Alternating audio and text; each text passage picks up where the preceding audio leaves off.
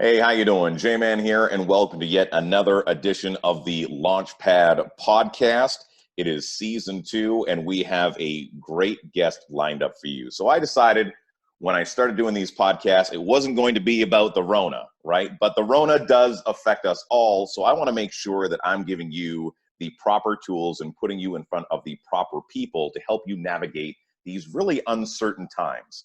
And the gentleman that I'm bringing right now to the stage is someone that I've kind of known for a long time. He's kind of known about me. We've shared similar circles. Maybe we'll get into that during the podcast. But he's a very successful entrepreneur, taking it all the way back to the teens. At one point, he was homeless. Possibly we'll touch on that. Last time that we had a brief little chat before this podcast, talking about selling mixtapes out of the trunk of your car, which is pretty amazing. You've gone on to be a brick and mortar entrepreneur. You had a hip hop shop right here in the nation's capital in the downtown market. Then you got into income properties, not just having one door, two doors, but having multiple doors. And now you are an investor in properties, motivational speaker. You have your own charitable organization. Basically, I could take up this entire podcast just talking about all the things this guy does. And he's going to help us navigate through real estate, also probably the power of words, and just what it means to be an entrepreneur in today's market. The one and only Alfonso, and I'm going to go for it. Cuadra. Yes, sir. Yeah. All right. How you doing, Hey, brother? man, what's going on, J-Man? I'm doing well. I'm doing well. And also, I just want to give a big shout out to my sponsor, Gallant Media, at gallantmedia.ca. He does websites, graphic design, T-shirts like this one. I thought you would appreciate this because this is hip hop. I want that T-shirt. All right, that's hip hop. We're gonna hook you up with one of those. All right. So yeah. Alfonso, let's just go right back. I don't want to spend too much time in the past because there's so much happening right now and moving into the future. But we were talking about, you were 15 years old. You were on your own. And just take me through the progress of being in that space to where you kind of start to realize that you have some entrepreneurial skills in regards to the mixtapes, which I absolutely adore. Well, I'll take you just a little bit back to, I'm from El Salvador, country in civil war. And so we came here as refugees from the Civil War. In fact, I missed a lot of educational opportunities because we were moving around so much, either hiding from regimes or war or, going country to country until we ended up in Canada. Thank God for Canada. We live in the best country in the world. And I came as a refugee from war-torn countries in Central America. And so I had a really tough time integrating into schools. Make a long story short, by the time I'm 15, I'm completely frustrated. I drop out of high school. I left home and I ended up on the streets, sleeping on park benches, inside the ATM spot where the banks are. Remember that RBC right on Rito? Used to be Stitches, turned into Stitches at some point, but now it's Joey's restaurant. Right. Whenever I drive by, and actually I've stayed in that restaurant. I've actually slept in that bank, in that RBC. Also down the street, there was, I don't know if you remember, on Rito and Connecticut. Oh no, just before that, there was a National Bank of Canada. and I slept in that bank as well. And Wow. It's kind of surreal because I was doing a talk for the National Bank of Canada probably about 3 years ago. And I went in and trained their high-level executives. And my talk pretty much started like this, like, guys, this is first full circle. You won't believe it. When I was 15 years old, I slept in one of your banks. And now I'm here teaching you about success. Right. Anything's possible. Oh yeah. And so, I had some really dark moments, just like a lot of us, Jason. We've gone through something. There's always a low point for everyone. For me, the lowest point was actually panhandling for change on Rideau Street, and I learned a lot from those moments. I was pretty much lost. I had no guidance, which is why I've created the Youth Foundation, and we can talk about that later on. But I had a life-changing moment at 17, because at 17 years old, I became a father of a beautiful little girl. Her name is Talia. She's turning 25 today. So you can imagine how long ago was that. Right. So I was 17, I'm a father. And so I decided that, you know what, I was going to stop blaming the entire world for my issues, and I was going to take responsibility over my own life. And I went back to school, got a job. They weren't, giving out like executive salaries in those days. $5 an hour. I was a dishwasher at Paddle's Bistro, right beside Mexicali Rosas. And the worst job in my life, my first and last job of, I'm talking about employment. You know what? It's funny you say that, because that was a very similar story for me, and around the similar area. I used to work at Tucker's Marketplace. Oh, wow. And we used to have to scrub the floors after we're done working. So we'd cut meat, we'd do all that stuff, the kitchen staff. Were you a dishwasher? No, I never had to do dishwasher. I got to skip past dishwasher. I'm a little bougie. I wouldn't do the dishwashing shit. But I did have to be the kitchen staff and scrub. And I just remember wanting to quit that job. And my mother was a person that saw things through. And she said I could quit that job if I went to school. And I quickly realized 1 year into that job that if this is all that's going to be available for me moving forward, I absolutely need to do something. So I had one of those aha moments as well. So please continue. Yeah. So, the job was just horrible. It's the worst job, I would say that anybody could have. Is you're pretty much at the bottom of the food chain when it comes to the restaurant business. Right. And, it just kind of, and it wasn't, and not only that, $5 an hour, and it wasn't going to be enough to go to school full time and have this job. I was working full time and going to school full time, trying to finish my high school. It wasn't going to be enough to feed my family. Right. And so I decided to start a side business, which is the t-shirts, the jeans, and the mixtapes out of my locker. The locker. I gave you too much credit. I said you had a car. I wish I had a car. Okay, I got to ask you, before you move forward, what was your favorite tune at the time that you would be putting on one of these mixtapes? What song had to be on there? Well, it was, the music wasn't as available as it is today, right? Right. So, anybody can go to, I remember we used to go to HMV. Yeah. And you could get your mix by, what's that guy's name from Much Music? With the dreads. Oh, Michael Williams. He's actually someone I keep in talk. Oh, no? No, but there's another guy, he used to do the reggae and the techno. Anyways, oh, I know what you're talking about. He was a skinnier dude. Yeah. Yeah. And you get your DJ whatever mix from Canada, and it would have like, all the, the maestros and the this and the that. So you straight bootlegged, like straight up. You took somebody else's.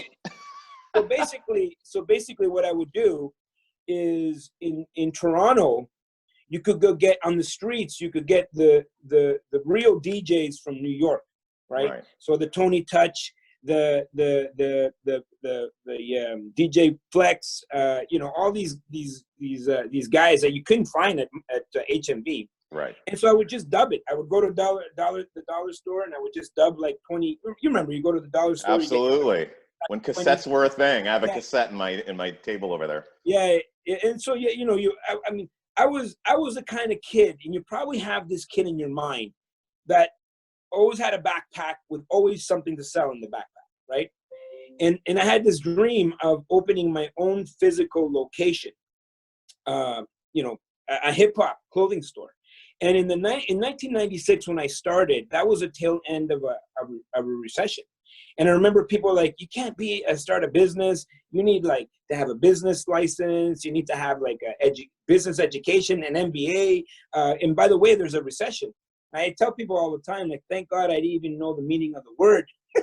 Right. Because people used to say, oh, there's a recession. I said, oh, that's great.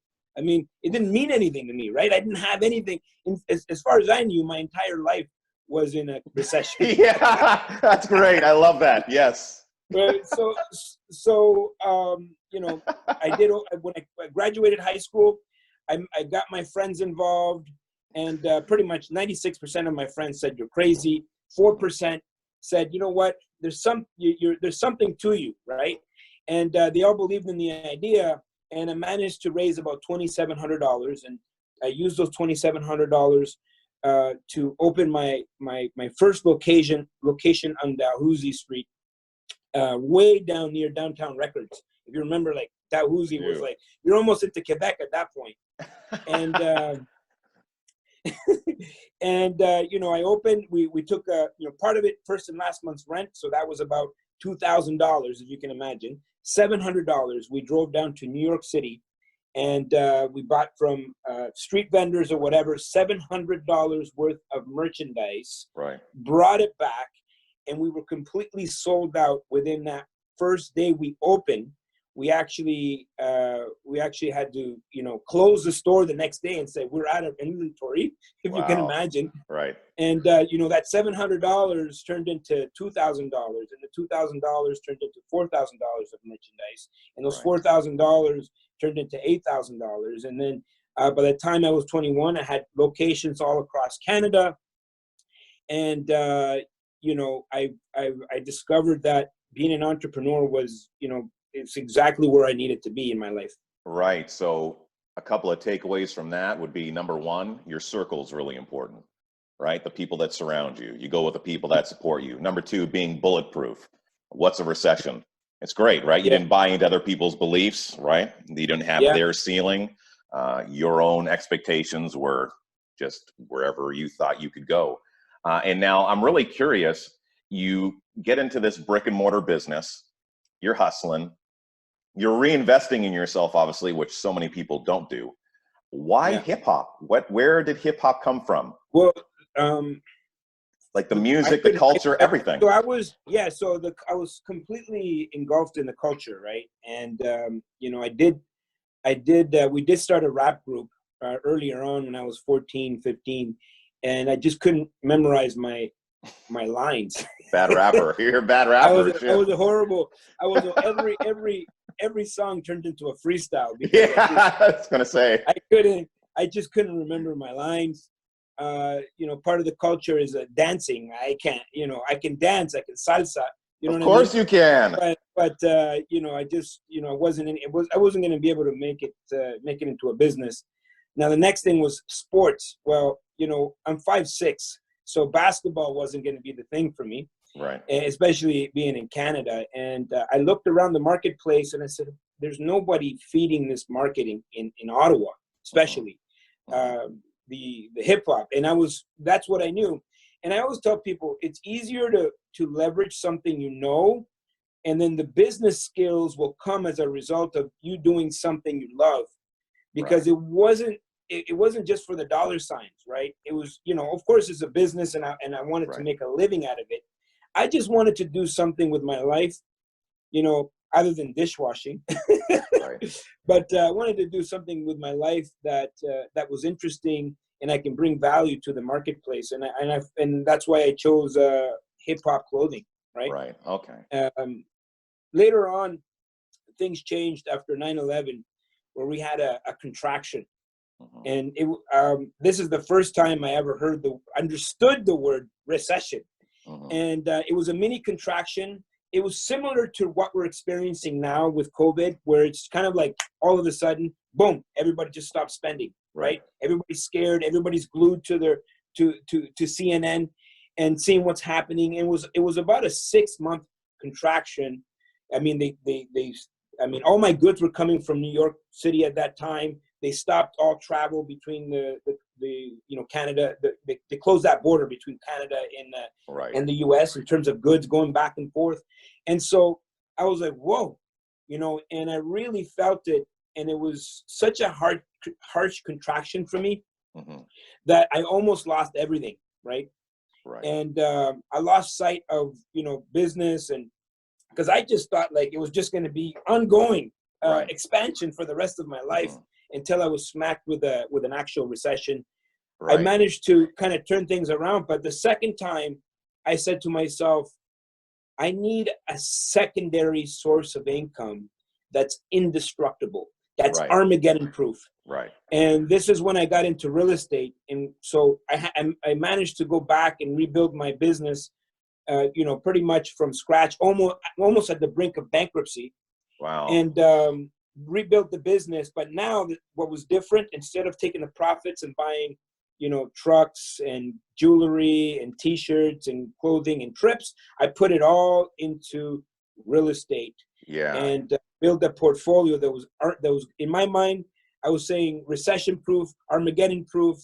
And so when we went through 2008, now I'm more aware of what's going on in the marketplace, and I was able to capture all the opportunities. Right, absolutely. And I pretty much tripled my portfolio at that time in real estate. Oh, wow. Going into 2009, 2010. So again, some really great takeaways. And I think what a lot of people are experiencing right now that maybe didn't experience back in 2008 is the fact that how little in control you really are of your life sometimes, right? Even when it just comes to going to the grocery store, we're going to start seeing that supply chains are going to start getting cut off, right? To where just the food that usually you eat maybe isn't there, or it's going to be more expensive. To where, let's say, if you were to have a garden in your front yard, which is what you did, right? You cultivated your own garden opposed to waiting for someone to deliver something to a grocery store and go there. And multiple streams of income, always a good thing. And you're saying real estate is absolutely a good thing. And for people right now, you do it right. When you do it right. And now that's why you're here. That's why you're here.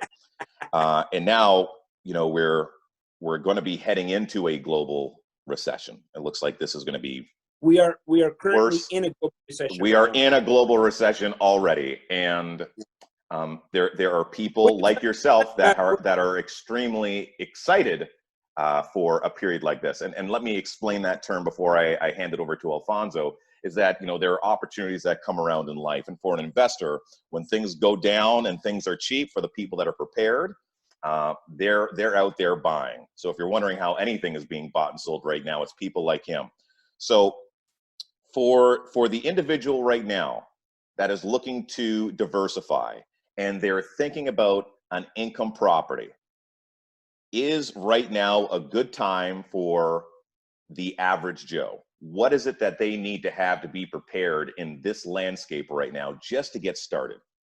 Yeah, the problem is, for the average Joe, there's a lot of misconceptions when it comes to real estate, right? And there's a whole learning curve that you have to go through.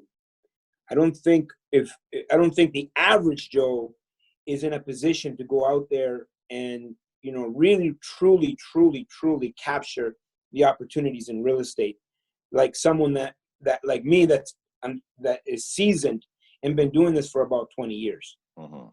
What the average Joe needs to do, and we're just talking about the average Joe, right? Needs to educate themselves on what a deal looks like. Most people don't even understand. When you say the word real estate, most people automatically think about, oh, I'm going to do what they're doing on HGTV, take a house, fix it up, and flip it. Which is a good strategy, but again, that's still a job. That is still I will still categorize that as a business, like an active business, right? What I do is a little bit different, where I'm looking at multifamily units, and I pretty much have built a model that is Armageddon proof. And when I mean Armageddon, I mean, at the end of the day, nothing is really, if a meteor came and, hit planet Earth, I think, it's all, that's the end of the world or whatever. So anything we do is irrelevant, right? But there is ways of protecting your investments. And so the very first thing that the average Joe needs to do is get the right education on what an actual deal looks like. So the average Joe is just going to hear, all real estate is good right now, and they're going to go and invest based on speculation.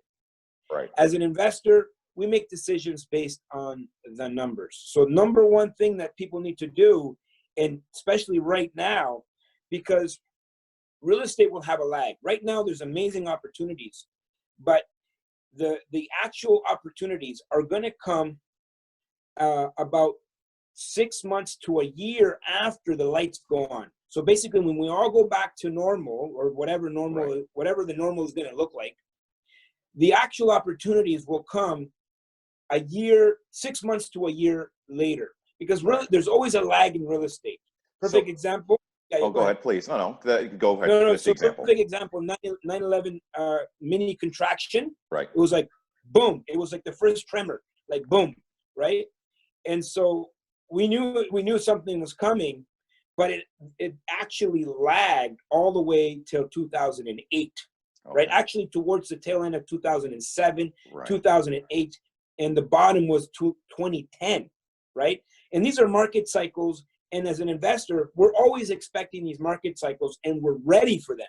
So if your average person watching your program right now can just go out there and get, go online, go to YouTube, whatever type of information, the right information, then they can be ready for one of the biggest contractions that I would say it's coming out, one of the biggest contractions, recessions in history, in bigger than the Great Depression. Okay, so now I really want to dumb it down for people. Okay, I really want to just bring it down to the common person.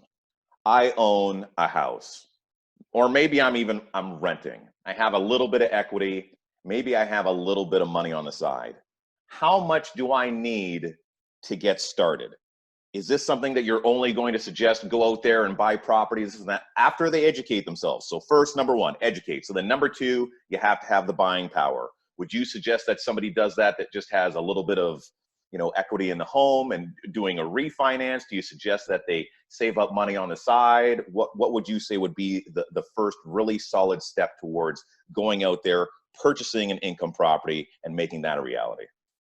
Okay, so to dumb it down, and I'm going to just be like for me, simple, you need to talk to me. Yeah, as simple and as frank as I can be. Right. There's two types of currencies in the world. The first one, we all understand, money, dinero, argent. I don't know how many other ways to say money. But the second is the intellectual currency, right? You can strip me away from everything today.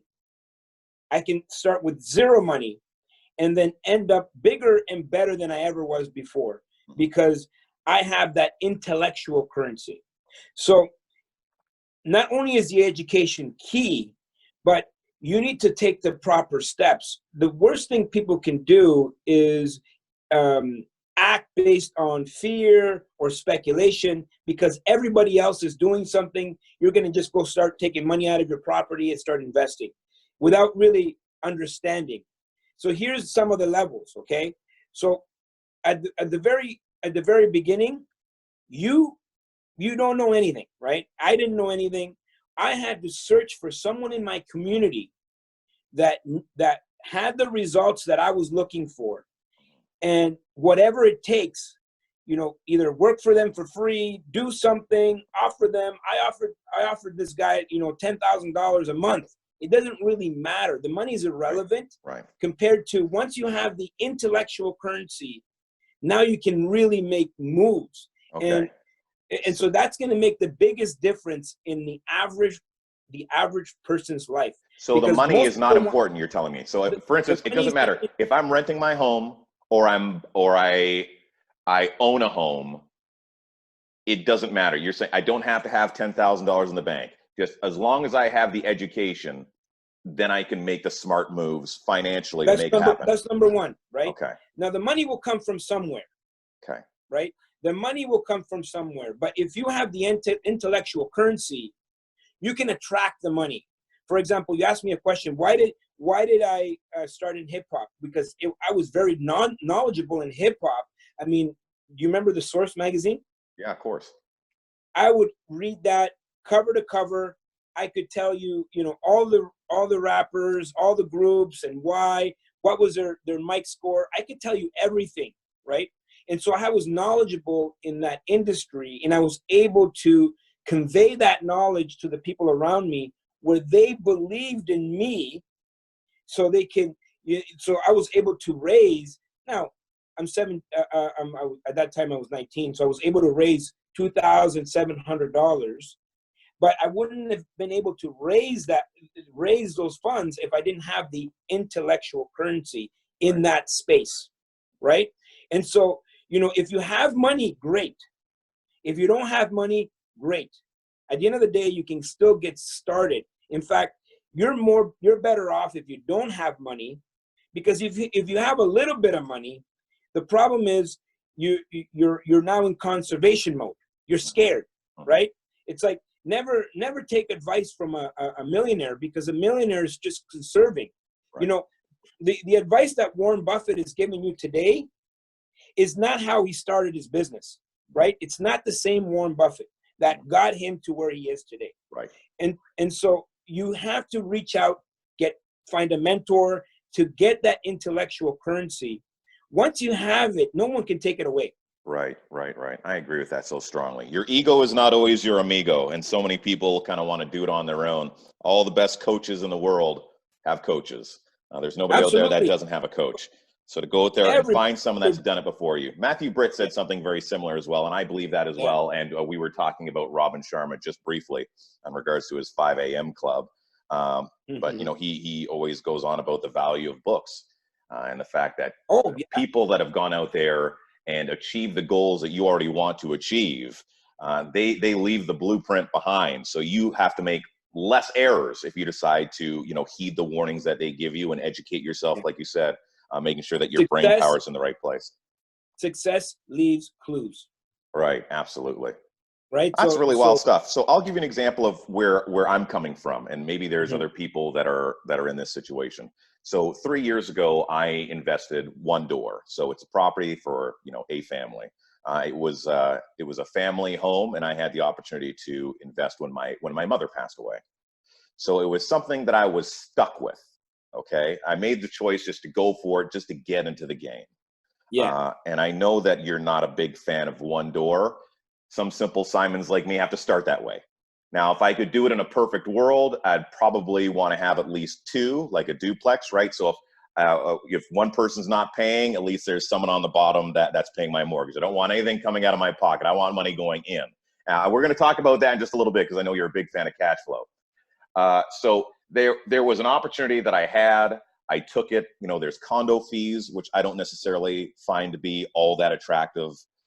So with that just scenario that I gave you right there, if there was an individual that could potentially get One Door, the condo fees are about $400.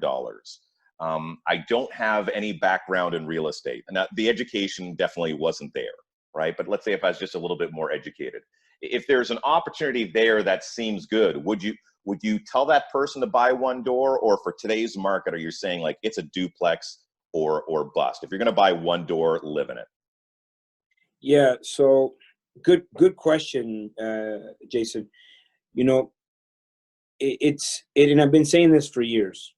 Okay. And the reason I can say it with gusto is because I lived it. I made the same mistakes as everybody else, right? Like I went and bought that One Door, The problem with the One Door is it has too many leaks, right? So One Door usually means one income, right? So one income to pay the furnace, one income to pay the snow removal, one income to pay the roof, one income to change the windows.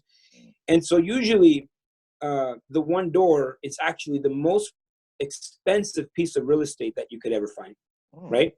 Because the value of that real estate is based on comparables, but mostly emotions, right? It has to have, you heard that old saying, kitchens and bathrooms sell homes. Or, they always say, you have to stage your home and all of this stuff, which is great, right? But that's the housing market. The housing market it goes up and down with the money market.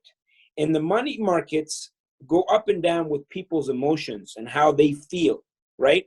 And so, for example, I look at, apartment buildings. And so if someone moves out of your one single family door, your one unit, you are not going to sleep, because you have to now think about who's going to pay this mortgage.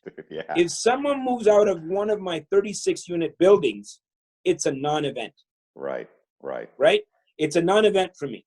And so there's a calculation that I used for cash flow The first one is going to be the cost per unit. And 1 second, cash flow for people that don't know, because you might be talking to people like me 3 years ago where I really didn't have an idea. Cash flow is simply just the money that you make on top of your income investment. Minus expenses minus debt. That's your cash flow. Right. After you've serviced debt, after you paid all your expenses, then you have cash flow. J-Man, everything you want in life is at the other side of cash flow. Cash flow is what gives you freedom. Cash flow is the reason that, I can go through pandemics. Cash flow is the reason that I can travel around the world and do the things that I love. I can start organizations and help. Yeah, and wear fancy shirts. Yeah. Look at that shirt. Come on, pop that. I want to see that. Pop. That's a fancy. You're a dapper looking dude. From hip hop to this, eh? So the cash flow is what we're looking for. And so just going back to simple economics, right? The more cash flow, the better. And so if you open a business, if you opened a store or a restaurant and you only had one customer, you'd be in trouble, because the second that customer doesn't want to do business with you anymore, you have no business. So that's the logic and reason behind multiple doors. Right. That's the logic and reason that I discovered a long time ago when I bought my single family home and discovered that that is the worst investment that you can actually make. Okay, so you're saying if it came in between buying an investment property or not buying an investment property, if you're going to do it, you're suggesting minimum 2 doors. Don't bother renting out one door. I'm saying minimum. Okay. There's also a threshold, right? The reason why the single is the most expensive is because you have the majority of the buyers going after singles, right? It's a consumable, right? And so that drives up the price. Okay, that drives up the price. So, for example, an average house here in Ottawa is about $400,000, right? Now, the duplex is just the same, because there's still, you have the majority of the buyers looking for singles and doubles, either a single family home, condo, or the duplex. Okay, people can't because what happens? People talk about toilets, trades, and tenants. People just are scared that it's just like a human. Humans don't want to be responsible for other humans, which is why you don't have everybody starting companies, because people don't want to hire people. That just seems like a path of least resistance for a lot of people. But what happens is the majority of the people can say, well, I can stomach someone in my basement, someone helping me, pay my mortgage. And for the most part, that's where the majority of the buyers are, which drives the prices up. Now, once you go to 3, that's a different animal, right? 3, now you need to understand more about the numbers, how they work, and now the cost per unit will reduce. So the higher you go in units, okay, the more secure you are in terms of the investment, the easier it is for you to get financing. And now you're not making emotional decisions. You're making more logical decisions based on logic and reason, the numbers, right? The numbers have to make sense. And the higher you go in numbers, the more buyers drop, so less competition, which means it reduces the cost per unit and increases the cash flow. Okay. But now for the average individual, though, like we said, and real estate start at 3. Okay. Yeah. So, and I guess, at the same time, Alfonso, I guess what that really speaks to, that if you're going to get into real estate, not only just to have the smarts, but I think that really does, it kind of separates the amateurs from the people that want to go out there and maybe be a little bit more pro. If you're really not serious about taking real estate all the way through and building it, maybe it's something that you really shouldn't be in. Invest your money other places, right? Because it'll be the person that wants to go out there and get the one home, right? Or find someone that has that intellectual currency, right? That knows how to, put deals together. So you can benefit from someone else's expertise. But You I'm know, thinking they about a talk about other triplex. people's money, other people's efforts, other people's time, right? Yeah, If but you're a doctor, you're not going to be, you don't want to be investing, you know, on a triplex. That's going to drive you nuts. If you're a doctor, you have your career. You know, take some of the money and instead of putting it into the money markets, maybe diversify and put it with someone that understands what they're doing. okay, so you're saying maybe you're not the person to actually do the business of buying and selling, but you would be the person that funds and become part of that project. Again, this comes through education. You talk about it like, oh yeah, you just do this, that, whatever. And I think that's why so many people make mistakes. And I've learned so much Yeah. In the past 3 years. Now, I think it definitely benefited me that I've been self-employed and I've run business now for about the last 12 years for myself. And there's some lessons just across the board that make sense. And reinvesting is part of it. So I haven't necessarily reinvested in other properties, but I have taken the money that I make and I kind of put that cash flow aside. That's why I took the property, because I knew that there would be some cash flow there. But always making sure that I put that money aside in case anything went wrong. And lo and behold, just recently I got rid of a squatter that was there for 6 months. So basically what would have been my year's profits could have been a year's worth of losses. Instead, I just broke even because I took some of that money and I put it in the right place. Okay, so I want to move on to some other things as well, because like you're just multifaceted and it's obvious that you're well-spoken. And I've seen a lot of your stuff. You're a public speaker. You thrive on public speaking. I know that you're a value-driven individual, and you're more than happy to do things for free if you think someone can get one nugget out of something that you say.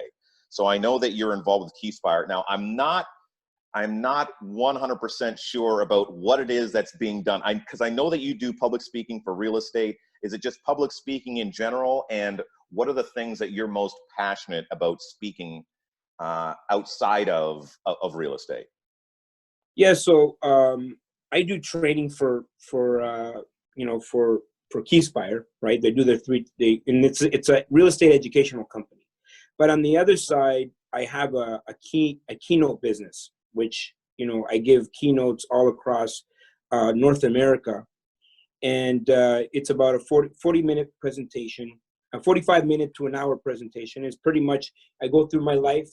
And the premise behind it is, number one, discovering your why. I believe very much in expansion, because everybody should be in an expansion mode. And then ultimately giving people some key takeaways. What can they do in their life to get started right now in whatever I've part of my, I guess, what I do is real estate, right? But when I go and speak, sometimes people don't even realize that, I built my entire career on real estate.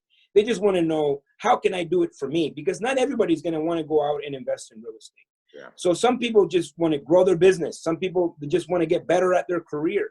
So the speech that I give across North America, it's all about transformational change. Because I went from being a 15-year-old homeless high school dropout to running a successful corporation, before I was 20 years old. They're making millions of dollars and whatnot. And so in just 5 years, I had a huge, massive transformation. And so there's so much to be learned in that experience. You see, we tend to overestimate what we can accomplish in 1 year. We put so much pressure on ourselves, and we got to get it done today, and we got to take advantage of what's going on today. But people really truly underestimate what can be accomplished in 5 years. Because in 5 years, you can go through a full life transformation. The person you were last year, you're not the person today. And so that's kind of, I want to give that gift to people of expansion, of change, of transformation, transforming yourself. Right. Gary V. Some people may not know Gary V. I know you would. But for those that don't, it doesn't even matter. He's constantly being approached by students. He seems to be really in there, like with the millennial crowd, and he'll be in airports, and people will always be talking about how they feel they should be further ahead than they are. Really speaks to the truth that you spoke right there. And he goes, well, look at it like this, you're how old? And they'll say they're 22 years old. He says, the way that I look at you is that you're 22% through life, right? You have another, 78% to accomplish. He's like, I'm 41 and I feel like, I still have so much more to go out there and accomplish. And I know that sometimes, even myself, I get caught up in that. I'm like, shit, I should have more. Shit, I should be doing more, opposed to just realizing that it's more about the small daily contributions. If you're making small daily contributions, you're learning a little bit more. You're educating yourself a little bit more. You're investing just a little bit more. As long as you're taking small incremental steps, like you said, at the end of those 5 years, you'll look back and you're like, I can't believe the person that I was opposed to the person that I am today. And these steps are so small. Yeah, is that you sometimes you don't realize that you're going through great change through those consistencies. What do you think is the number one mistake people make when it comes to their own personal development? I think everybody wants the magic pill, right? Everybody wants it now. That's the problem. Like, people say, show me what to do. What am I going to invest? What's the neighborhood I'm going to invest in? Well, no, that's not where it starts. Like, everybody that I've ever seen that's successful in real estate went back and got the education. They got coaching. They got mentors. It's about the individual growth, because it's all about mindset, right? And so, you can't go from zero to, multi-millions of dollars in real estate all across the country overnight. This is a 20-year, adventure for me, right? It's a 20-year journey to now I can talk about it, and I can talk about it with authority, because I've built the foundation. I've gone through all the steps. There was no magic pill. The magic pill was, a daily action, habits, and change and transformation, and learning and learning and learning and learning and learning and learning and learning and learning. And I'm still learning, because the second you stop learning, that's the second you start going backwards, right? So the biggest, misconception is that you can take a magic pill and lose weight, or take a magic pill and all of a sudden you're going to make millions of dollars because you're taking a 2-day course or whatever. You know what I mean? Yeah. It's a lifelong learning adventure, and I call it adventure because the journey is what you're doing it for. It's not the outcome. Right. And I even notice it sometimes in myself. I'm looking to diversify a little bit more and get into some other investments, especially with what's going on with the market. And I remember looking at, I think it was TD or RBC. I'm looking at banks, right? Because the banks, they'll be here when this is all done. Yes. And they're selling at about 25% less, right? So I'm thinking, okay, I invest $1,000. That's only going to pay me, $250. People want that big score. They want Bitcoin money, to where, they're going to invest $1,000 and somehow that's going to turn into 10,000. So number one, that takes time. Also, if you want to do it, with the current model that I just pointed out, loads of people are looking at it and thinking, I'd really have to invest $10,000 if I wanted to see the kind of money that I want to see. But of course, they don't have that $10,000 nor feel comfortable with putting that $10,000 out there. And it's amazing for people that I know that have been very successful with penny stocks and stuff like that, that are patient. I know that's nowhere close to the level that Alfonso's at.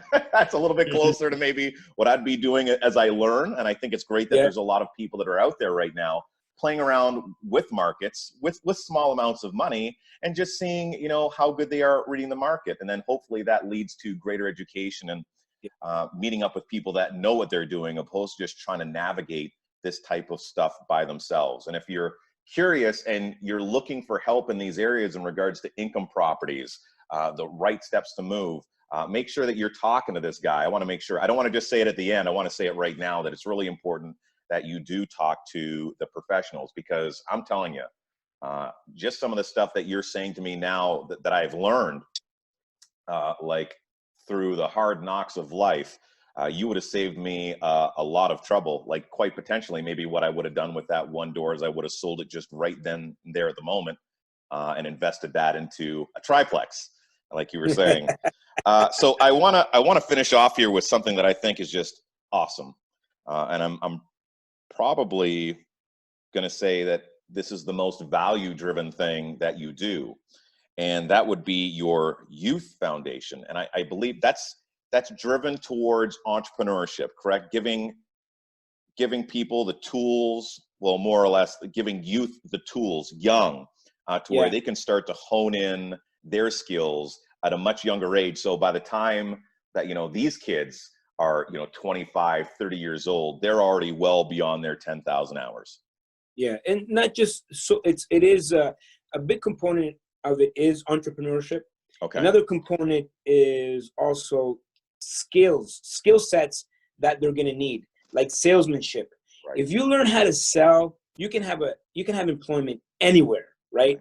If you learn how to sell, how to speak in public, that confidence, and have proper work ethic, those are 3 skill sets that are not taught in schools, that if a young person could adapt to their life right now, they're going to be off and running, and maybe they're going to be the most successful person in their company. So it's not just about starting a business.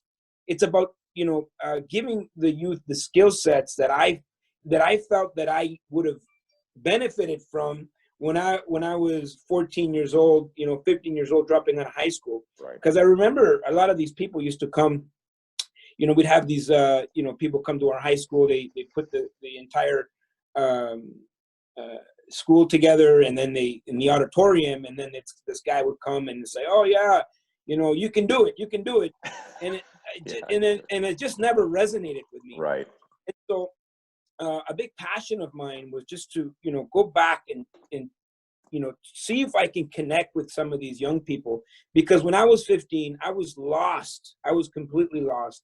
And if someone would have gave me anything tangible, I don't think I would have had to go through all the things that I went through. Right. Even though it built me, and I don't regret anything that has happened to me. Right. Because I'm a survivor. Right. I'm not a victim of all the circumstances. Right. And so I've been speaking to schools for a very long time, and go in there and talk to the kids, but they only give me about an hour and a half. What can you give someone for an hour and a half? Right. Right.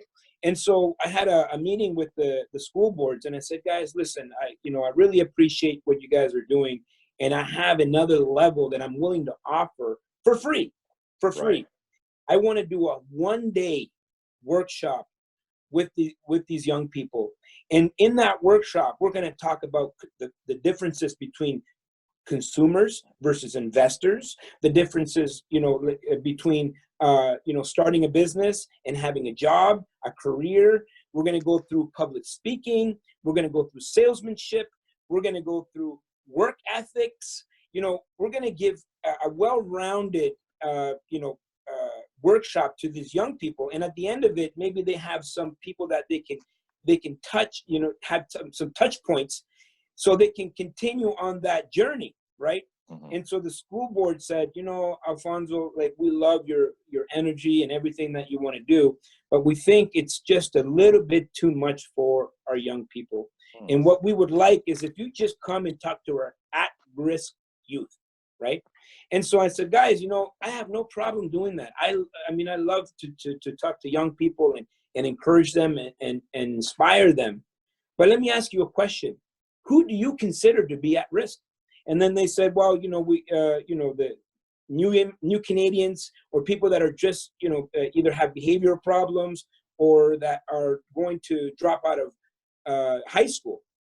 And I said, I know where your heart is at, but you're wrong. You're wrong. All youth are at risk. All of them.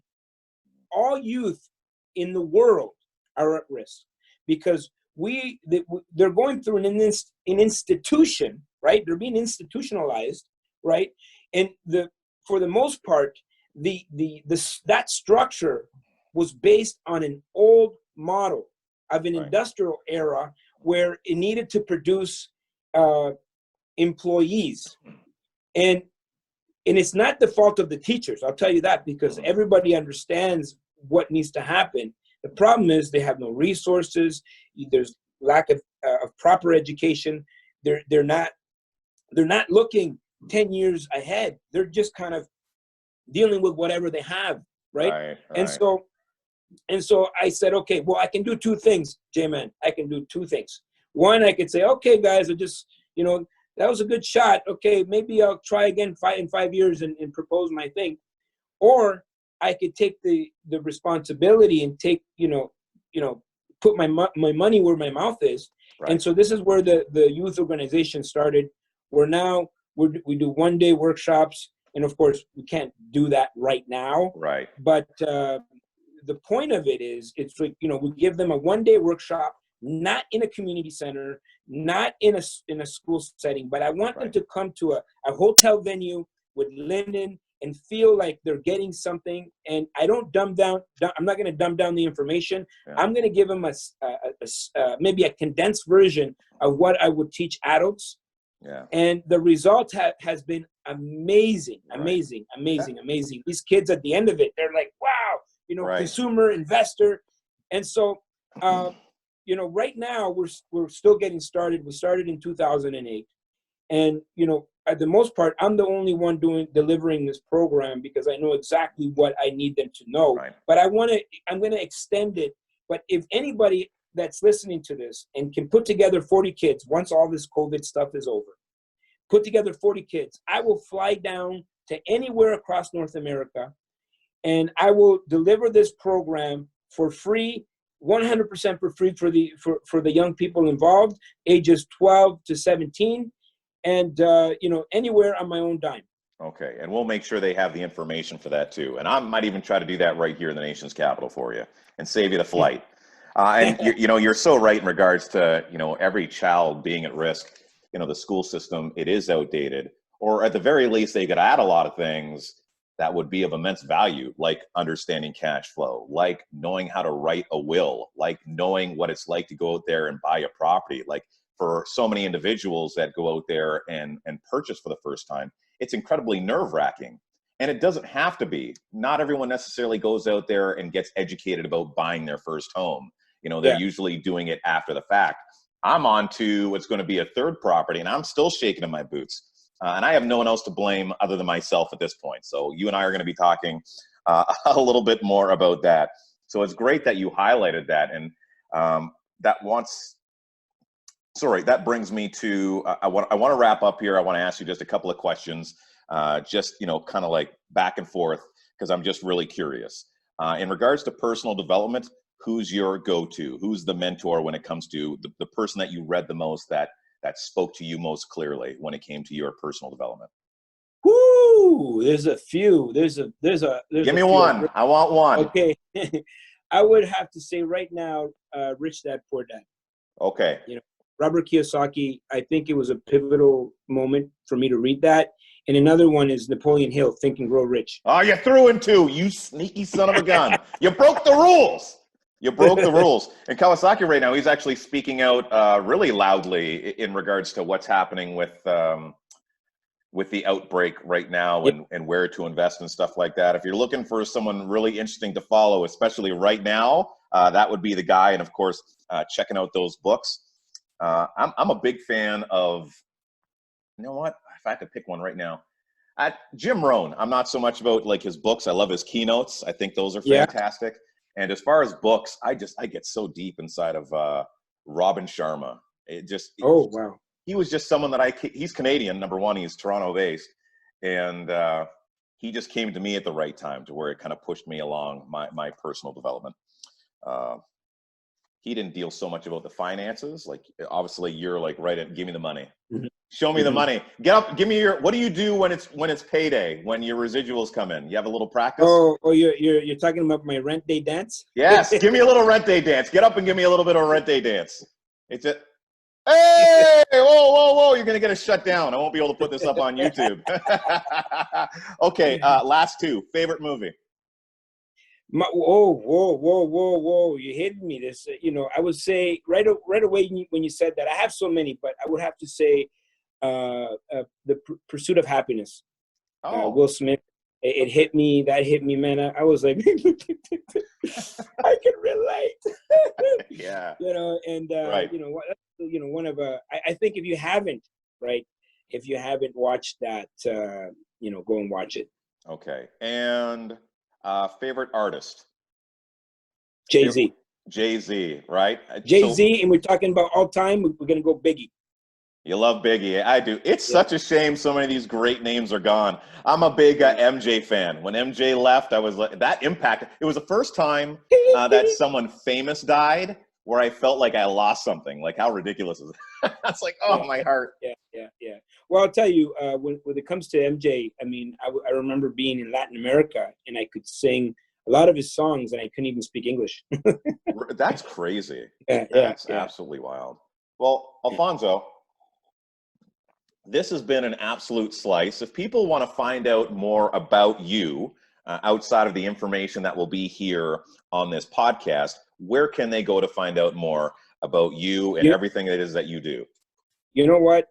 Just go Google and Google my name, and you'll find I'm on every platform. Right. If they want to be engaged a little bit more, go to my YouTube channel, subscribe, and I post videos on all kinds of stuff, personal development, maybe some financial stuff. And it's not about trying to sell anything. I just want to bring value to the world. Right. I want to be remembered for helping people. Right. That's how you build a legacy, my friend. Yeah, that's really awesome stuff.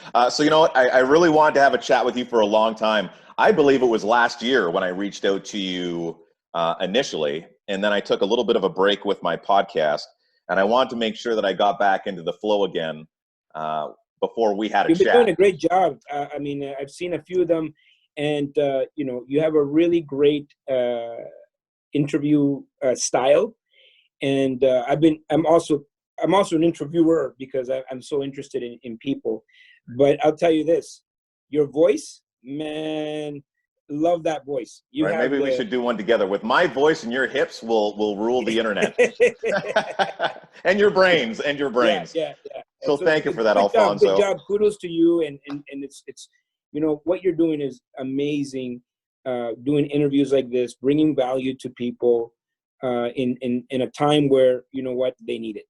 Yeah. Well, thank you for sharing your brain space and helping people potentially miss the mistakes that I've made, that you've made, that many others have made, so they can flourish in a marketplace that are seeing so many people kind of freeze up in fear. So again, Alfonso, thank you for your time. Another huge shout out to my sponsor, Gallant Media. Straight out of toilet paper, baby. Woo! $20. I gotta get myself one of those. Okay, we are gonna chat. You can find him online, gallantmedia.ca. He does websites, graphic design, t-shirts, promo materials, and more. J-Man saying, as always, take care, be well, and love simply because you can. Thanks again, brother.